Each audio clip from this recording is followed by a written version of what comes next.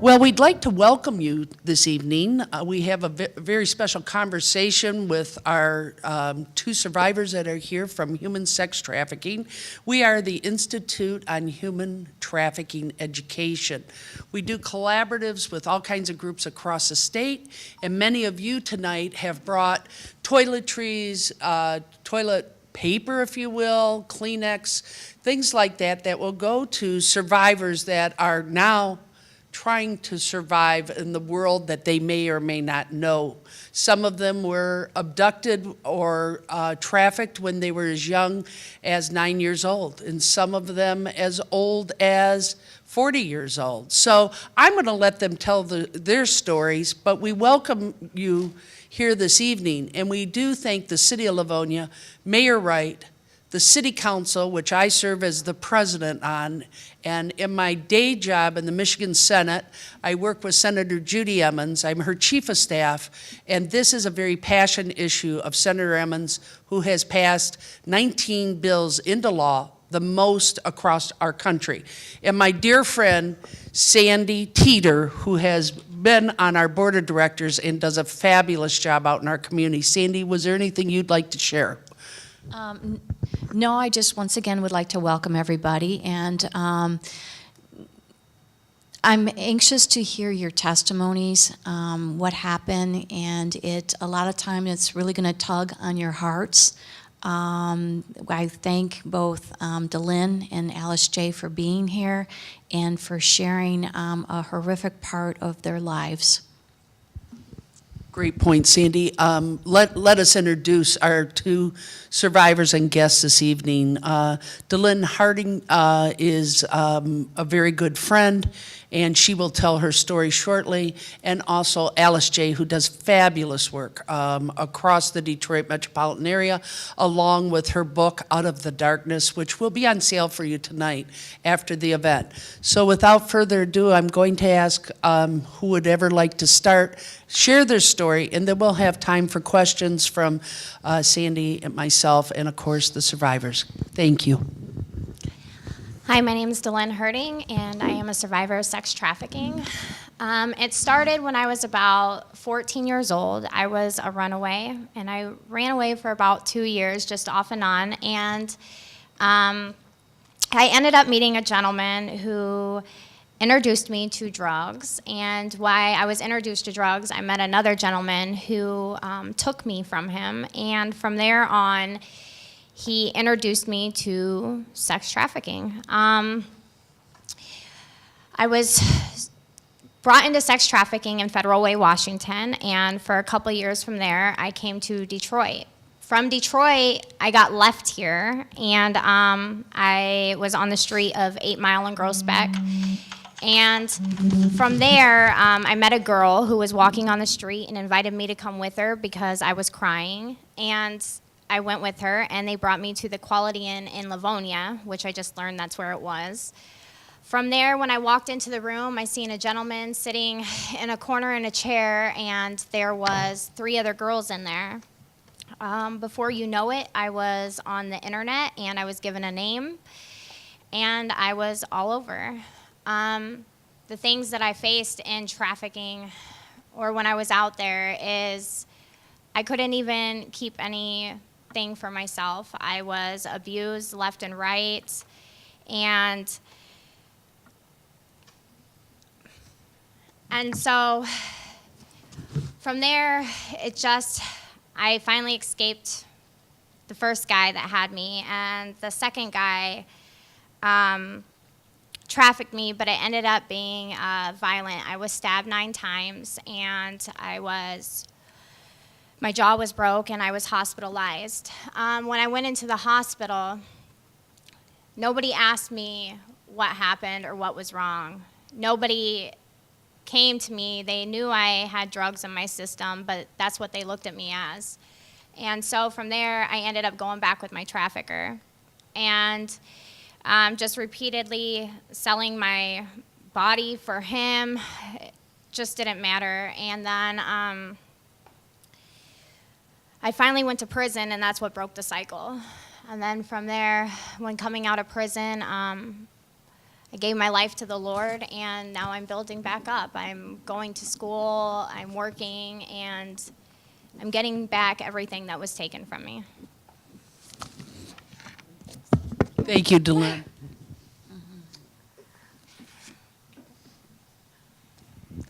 Thank you, Delynn.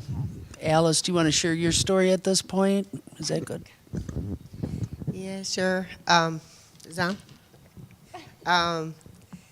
I guess my story will begin just being a youth and being not well taken care of and always not really having a curfew or anything like that. I was actually stalked and was walking home one evening, and I was trying to get into the house because I was like 2 weeks before my 12th birthday. And so there was a curfew, and so you had to get in before curfew. And so I was walking down the street trying to get in the house before curfew, and a car pulls up, and they say, "Get in the car."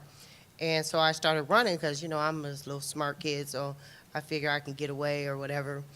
Then another car swerves and says the same thing.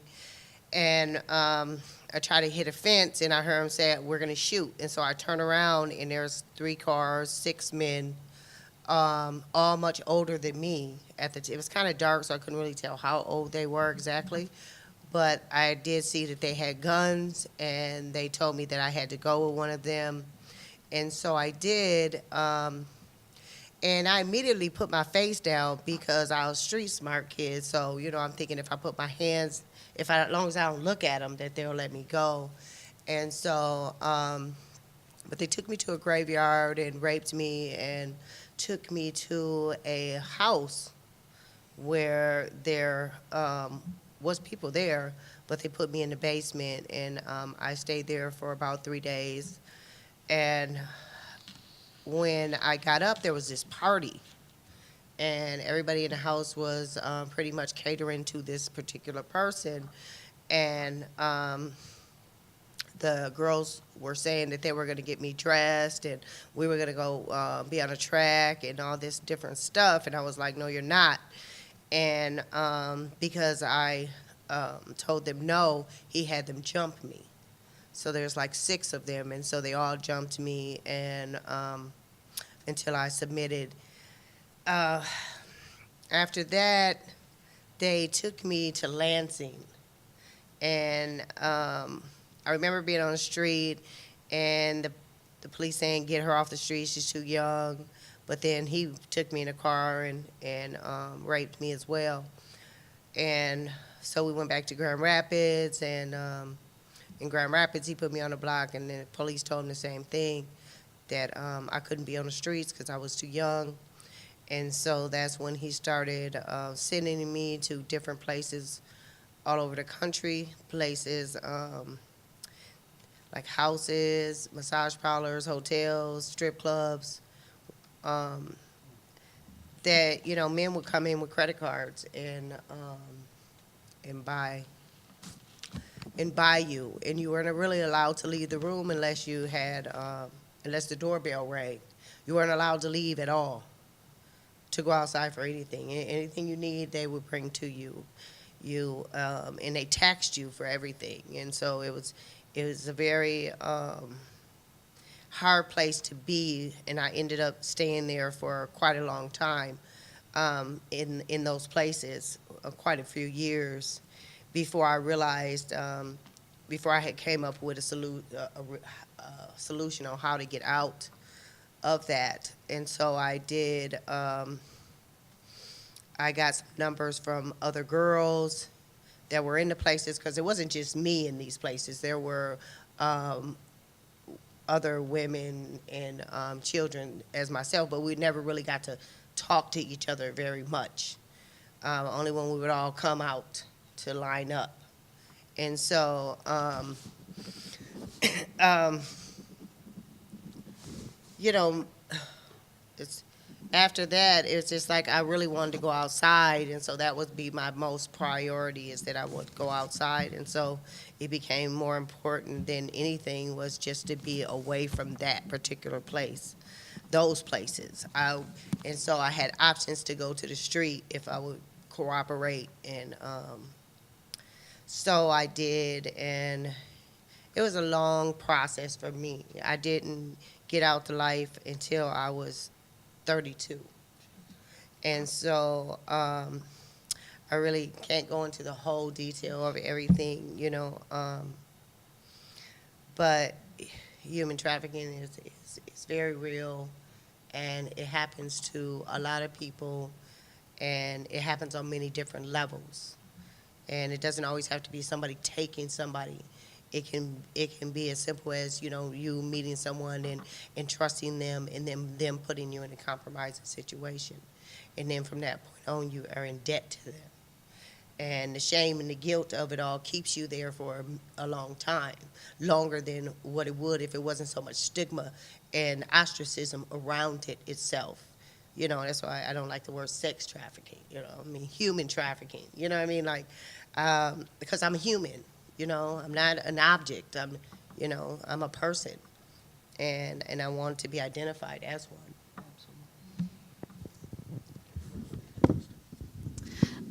Delynn, you mentioned you were 14 when you ran away. Alice, how old were you when you were kidnapped? 11, 2 weeks before my 12th birthday. Wow. I was initiated into the life of prostitution at 12 on my birthday. Wow. Do you have any advice for parents that have young children right now? Either one. My advice is to have open communication, but also to install in your children their worth. Love on them and let them know that they are worth everything, that not to give themselves away, to really install good judgment and principles, but love is the key, because that's why I ran away, because that's what I was looking for, and that's what I found, and it was used against me. So. Yeah, because the perpetrators look for any weakness or any flaw or any lack. It's not, it's not something that the parents could do differently that would stop a predator from preying on them. But what they can do is teach them how to be grounded in who they are and know that they can come to mom and dad for anything. Because in our society, it's so stigma that if something like that was to happen, even over a weekend, even just over one night, that most youth wouldn't tell because of the shame and the guilt that comes behind it. And parents need to really instill in their children, whatever happens, you can always come to me. I will never, judge you in a way that you feel like you can't come to me for nothing. And, there's also staying in their business. You have to know who their friends are, who their friends are, and there are some, like even, my son is not allowed to lock his phone. If I tell him to give me his phone, he gives me his phone on command. Because like I tell him, if there's something on there that you don't want me to see, then you ain't got no business doing it. So if I ask you for it, I expect you to give it to me without hesitation. And so having that type of relationship. And also there are different apps that you can go on per your, what do you call that, like your provider. Your different providers have different apps that you can go on, and you can actually locate every site that your child is going on and go in there and look at what they're doing. So it just depends on your provider and investigating those types of things so that you can stay ahead of the game instead of behind it. Mm-hmm. And yeah, because the internet is the #1 pull right now. Thank you. That's so important. I wanted you both to touch on that social media. It's like almost handing your child a loaded gun if they're on the wrong app, as you pointed out. We hope to put one of those sheets together for folks so that they know what apps to look for, because they disguise them in a lot of cases, don't they? They put them behind the calculator app or whatever. So great points from both of you. Great question, Sandy. also, there's a delusionment that perhaps you make a ton of money when this happens. Could you answer that for us?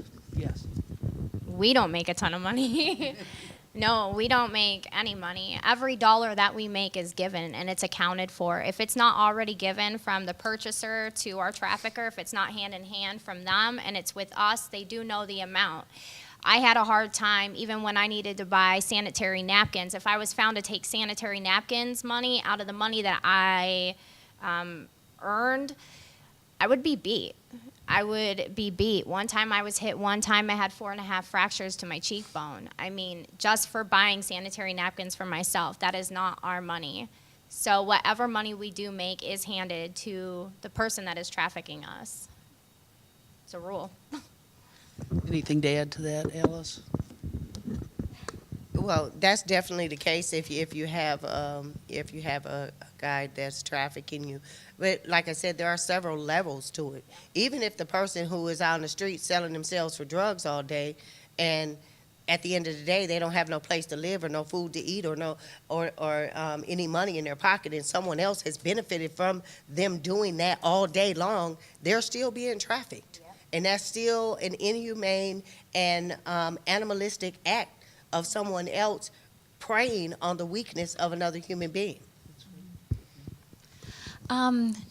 Do you have any advice for law enforcement on how to handle a human trafficked, the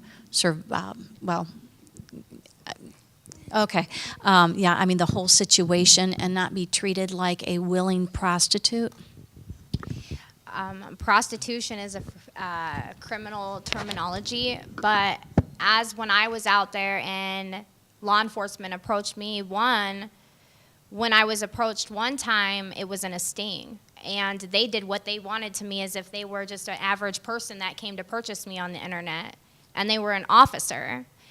And I had to fulfill the whole deal before they even came into the door, through the door. We are women, we are strong, and we are to be loved. And it doesn't matter whatever position we are in life or whatever circumstance may be, we are to be respected. So to be open and to have compassion, to not, I guess, lean on their own understanding of what this person might be going through. I think it's fair to also ask questions instead of assume, to approach that you want to care and you want to help, and more protect than to make fun of. So. Yeah, because if you look at any other arrest procedure, there is no other arrest procedure where a woman has to strip naked or she has to perform an act to be charged. But in this particular field, thus far, that is how it has been. And I think it makes it even hard for the officer to view you as anything other than an object.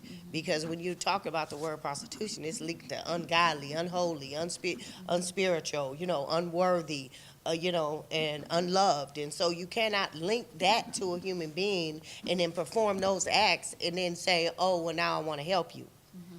Because now that if you have stripped me down to nothingness, why would I want you to help me? And so we have to approach it differently and recognize that that is a big error and a big flaw that further condemns that woman to everything that has been taught and put upon her thus far. You know what I mean? Like everything she's been through, when you walk in that room and then you treat her that way, you're justifying and actually co-signing, and reinforcing what's been already done. And so, yeah. And obviously self-worth becomes such an important thing to folks that, especially little girls, as DeLynn said, and yourself, Alice, you got to tell your daughters how beautiful they are. That's so important. And not only that, no little girl or boy grows up to want to be prostituted. Which brings to a question I've had, and as we travel throughout the state, a lot of people are comparing this to domestic violence. And domestic violence has its place, doesn't have its place, but you know what I'm saying, has been recognized. Could you tell us the difference maybe in human trafficking compared to like domestic violence? They want to encapsulate it under the same kind of thing. I don't think domestic violence gets beaten as DeLynn described, and things like that. Women get, you know what I'm saying. Can you kind of take off on that? Well, the difference, is both tragic. It's both, very humiliating and shameful position to be in to try to come back from. But when you're comparing the two, you can't compare them. There's like apples and oranges, because you have a woman who is beaten by her significant other, and he may beat her daily, or he may have done it once. But all these women qualify for services. But then you have a person who has been beaten not only by her significant other, but by strangers, but society, and constantly being raped over and over and over by strangers, by her significant other. And so it's tripled, as in a day. So to compare it is kind of crazy, because you can't compare it. They're both terrible, but they both need two different things. Yeah, because this person is going to need a lot of help from therapists, from doctors, from group therapy, and re-entering into society and reinforcing who God would have them be, and trying to reconnect spiritually, because they've lost so much. When you have been lined up for the community to beat and to rape and to be at their disposal. See, these women are disposable, and so is it domestic violence. I don't put any, lightly, because at the end of the day, it can all lead to death. Sure. DeLynn, would you like to make comment to that at all? That's enough. Okay. Great. All righty. It was probably, about 20 years for you being Alice out on the streets, so to speak, and being trafficked, and DeLynn, a good 17 years as well, and both at young ages. I guess why the prison sentence, DeLynn? What happens there, and the fairness of the tickets, and the picking up by the different authorities that really don't understand, and the red flags that are out there that they need to be educated on too?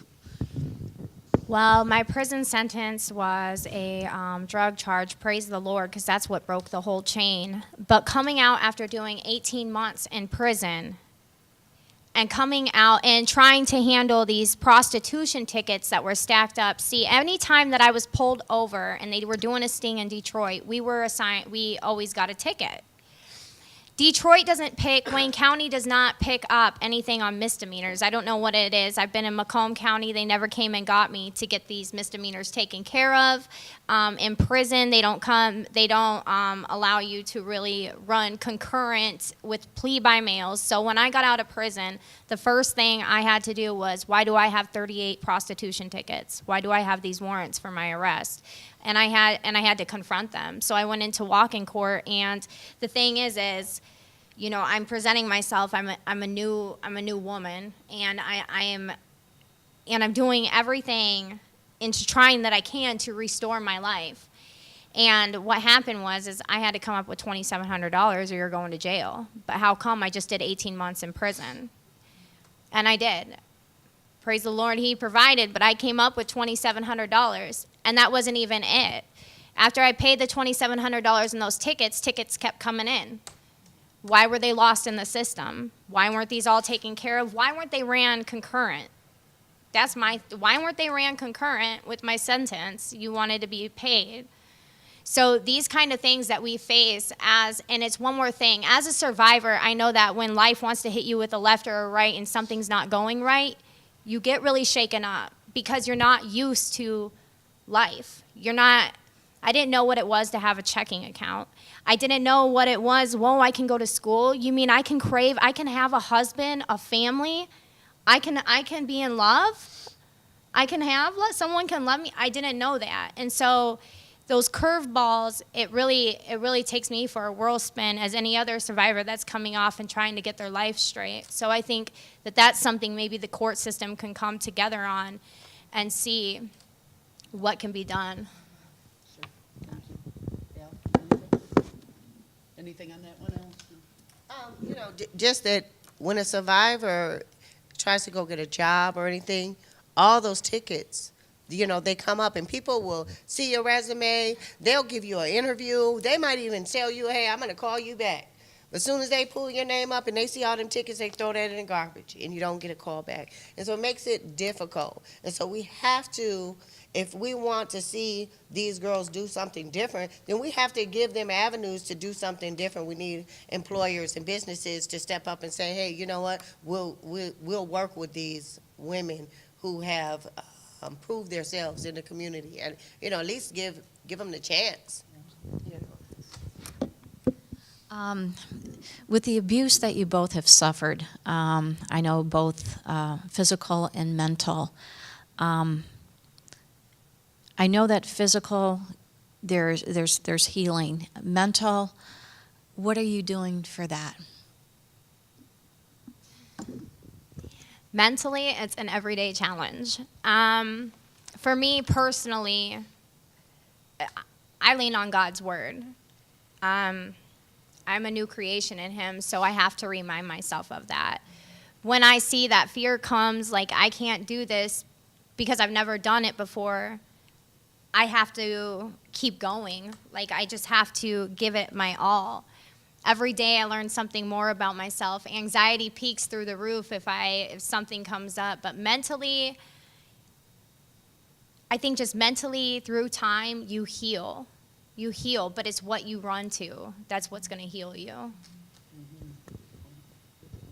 Yeah, it's definitely what you run to.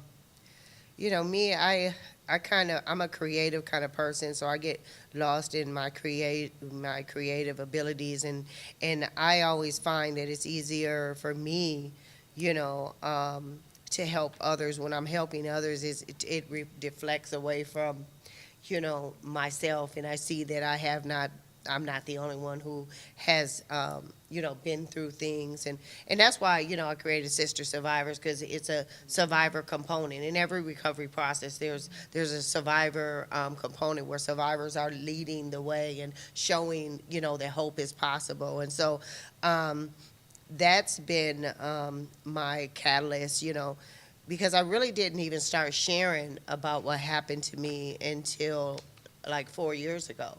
So I had never shared about it, you know, with a psychiatrist or anyone. And but I wrote the book, and so I had that. But it's a quite challenging journey mentally and emotionally. And you never completely heal. You can't heal from being tortured and raped and dehumanized and ostracized. There's no, but there is restoration.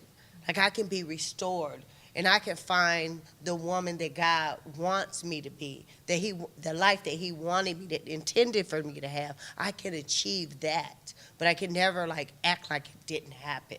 And that is the worst thing that society has put on survivors, is that we're supposed to forget it ever happened and just pick up and just like start living life like it just didn't even, you know, exist. It's so crazy. Well, thank you. I mean, thank you for digging deep, you know, and sharing those kinds of feelings with us and our audience tonight, because we learn by others, and certainly we don't want this to ever happen to anyone we care about or love. This is probably the worst of evil that anybody could ever imagine. I know you're not telling us everything because it triggers, and like you said, Alice, you never really overcome it totally. And even in our everyday lives, there's things we don't overcome as quote-unquote normal people that have had relatively okay childhoods and adulthoods, and God bless both of you for that. How about school? I know Delenn's involved with school, and I don't know if you've had the opportunity, or Alice, what you do with folks is just amazing. You run your own school. If you could share a little bit of education so that there is hope out there, we don't want to make it sound like it's all bleak. Well, I just started school, so I'm on my first year. I would like to get my master's or PhD in psychology will be my major goal, but for not being in school for 18 years, I've held a 3.9 grade average. And I also have reached out to All Worthy of Love and have done a lot of outreach and seeing the women that I was out there with and giving them a type of hope that they can see that there's much more than what is going on there. I've done a couple of speaking events to reach out to the community, but so far my life is just really beginning, so. Yeah, that's what I tell the girls. Welcome to a new way of life, because every day is a new way of life, and you really just have to commend any survivor that will take another objective view. I know, like for me, I went through a lot in my process, and if you get the book, you'll understand more about that. But I have some challenges that I still have to deal with on a daily basis due to brain injury. And so, but like I said, you know, when God when you align yourself with where God wants you to be in life, you know, he's going to make things happen for you. And so that has been the case to me because, you know, I really didn't realize the power of my testimony. I think I shared it the second time before the Senate. And when I shared it, you could hear nothing but gasping for air. And they put the bills on the floor, and every bill they put on the floor in front of me, they said yes. They could not say no until I got up and left. And, you know, they actually had to take a break. You know, they was like, take a break. You know, but it showed me, you know, that my life had not been in vain and that there was power in what I had been through. And God, he preserved me and kept me for just the time of this. You know what I mean? Like, he knew that there was going to be a time where other women were going to need to look and see hope. And he allowed me to be that vessel. And so I just try to be the best I can with that. And that's Sister Survivors is like that. It can go anywhere in the country. So any survivor can take Sister Survivors and do it anywhere. You know, it's just, and so I do workshops with the girls. This is not something that, like, you know, something I just talk about. I actually sit down with survivors on a weekly basis, and I walk them through a process of understanding, redirection, inner healing, and moving forward. And I do it in a workbook that I also created, because that's my second book, is Who Am I Now Workshops. And so that's what I do with the girls. I do the workshops with the girls. We do a graduation ceremony. I've connected with 84 survivors just since January in the city of Detroit. And, you know, this is what I do, and it gives me hope, and it gives me passion, you know what I mean, to continue to move forward. And, you know, all I can say is it's a journey, because everybody's like, share your story. Still, I don't have a story. I have a journey, because it ain't over. You know what I mean? Like, a story is something that ended, you know. Right. This is a journey, and I'm glad that I'm finally in a place where I'm okay to be me, because for so long I wished I was dead.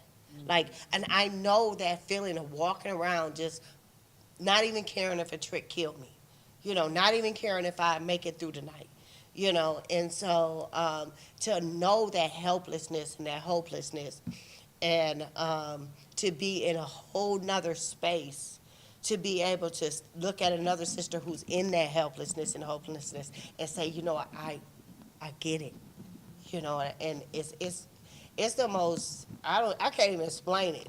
I just have to pinch myself every day and just be like, is this real? Like, I still do. Like, I look around and I'm like, is this real? God is amazing. Yes, and so are both of you. Unbelievable. You know, the city did a Gene Day, I think I said it earlier, where they collected a few dollars, and people from the city have just been so fabulous and collecting the toiletries and things that you'll be receiving tonight. Alice, for your group, you know, of the survivors that need those toiletries, and, you know, like we said earlier, and the same thing with Donna, who has her, what is it called again? The Abide Ministries. Yes, and I just talked to Donna the other night, and she's delivered over 500, and she says it's low this year, but she's getting older and it's getting harder. She delivered all those Easter baskets to the city of Detroit, to, you know, survivors and to all kinds of folks out there that never really had an Easter basket. And they're not only candy, they're filled with washcloths and socks and things like that. So God bless her, and God bless your organization as well. And, you know, so many of these organizations, being a former senator and legislator, we always pour money into this. You guys are doing it without a ton of funds. Yeah. And I think the state needs to hear that loud and clear, because they haven't funded anything in regards to human trafficking. And we're one of the #1 states that it's happening in. Dylan just said, in our own city, it's happening.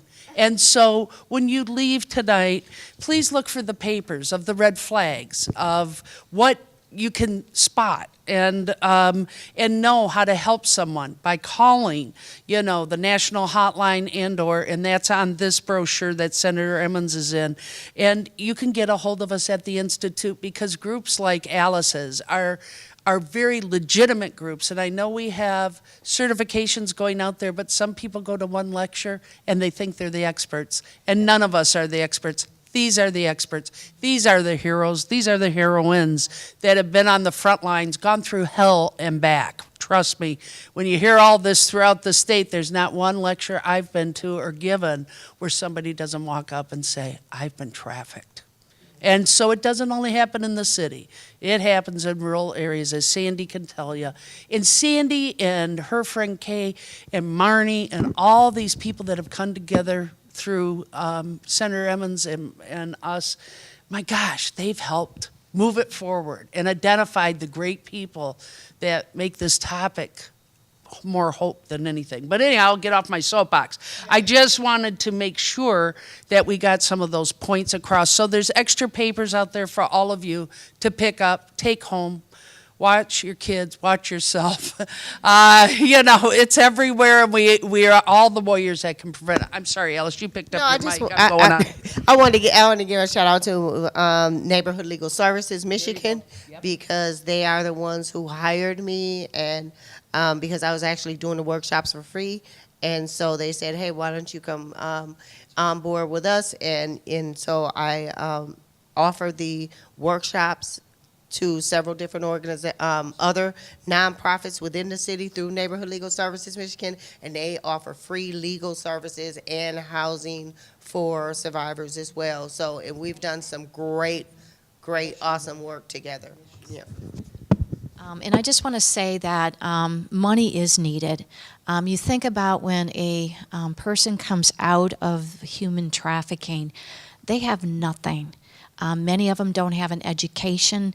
They don't know what we even take for granted, whether it's cooking, gardening, little things that, like I said, we take for granted.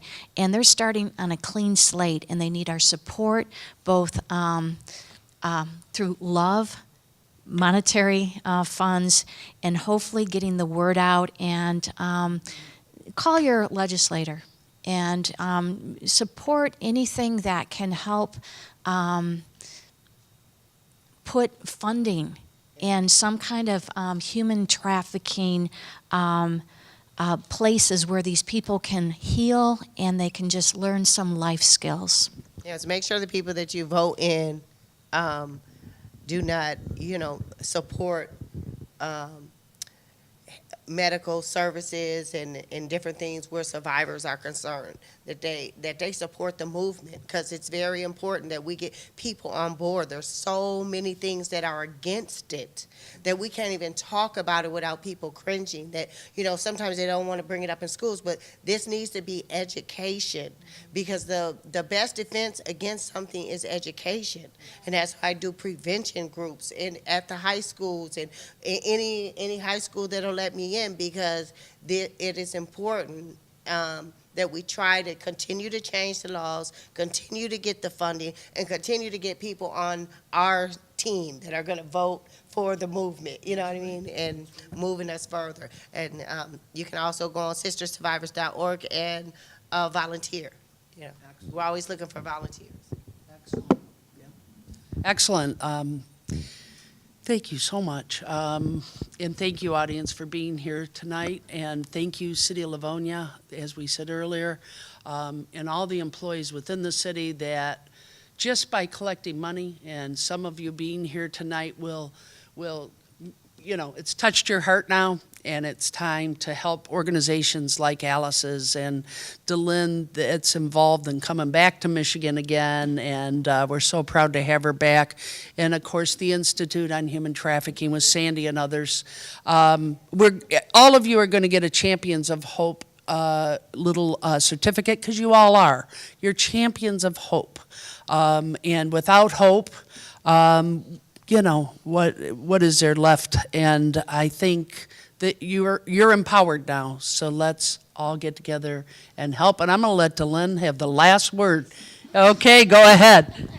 Since this is going with the Human Trafficking Institute, I just want to say that I pray that this comes to accomplishment, because I think it's very important for the authorities that serve our community to be educated on human trafficking and the warning signs and prevention signs, or how they can help or reach out, and from doctors to nurses to judges to attorneys, that I just think it's very important to be certified in this to be able to reach out further. Have the proper training is what you're saying as well. Yes, it is. And again, we want to sensitivity training, Alice said. Sandy, any more? No, just once again, thank you for your courage for even speaking tonight. Yes, thank you so much. And I want to thank, once again, the City of Livonia, and also I want to thank Chris and Frank, our camera people, who have donated their time today to help us out and get this out into our community on Channel 8 and talk about it so more people get educated. Make sure you're going to quality programs that have the right answers for you, too. So thank you, everyone.